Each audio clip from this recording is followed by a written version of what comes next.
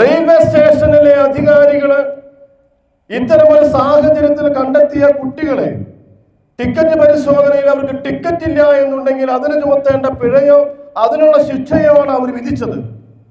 അവരാരെയാണ് വിവരം അറിയിച്ചത്? അവരവിടെ വിവരം അറിയിച്ചത് അവിടുത്തെ പ്രാദേശിക നേതാക്കളെ, ബജ്രംഗ് ദൾ പ്രവർത്തകരെയാണ് അറിയിച്ചത്.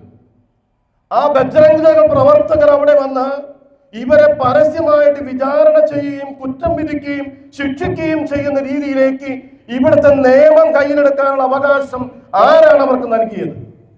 ഇത് ചോദ്യം ചെയ്യാനുള്ള ബാധ്യത ഭാരതത്തിലെ മക്കൾക്കുണ്ടോ ഇല്ലയോ?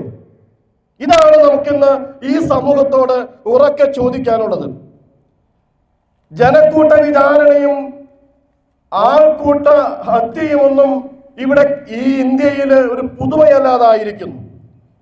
യുണൈറ്റഡ് ക്രിസ്ത്യൻ ഫോറത്തിന്റെ കണക്കുകൾ അനുസരിച്ച് 2014 ഇവിടെ 127 അക്രമ സംഭവങ്ങളാണ് റിപ്പോർട്ട് ചെയ്യപ്പെട്ടത്.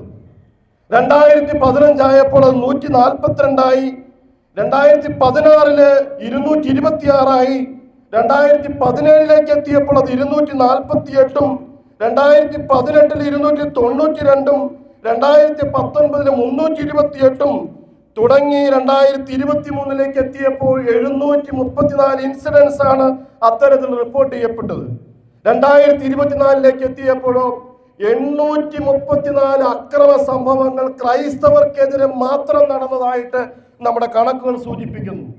അതായത് ഈ ഒരു കാലയളവില് 4694 അക്രമ സംഭവങ്ങളാണ് ഇവിടുത്തെ ക്രൈസ്തവ സമൂഹത്തിനെതിരെ, മിഷണറിമാർക്കെതിരെ, ക്രൈസ്തവ ദേവാലയങ്ങൾക്കെതിരെ, ക്രൈസ്തവ വിശ്വാസികൾക്കെതിരെ നടന്നുകൊണ്ടിരിക്കുന്നത്.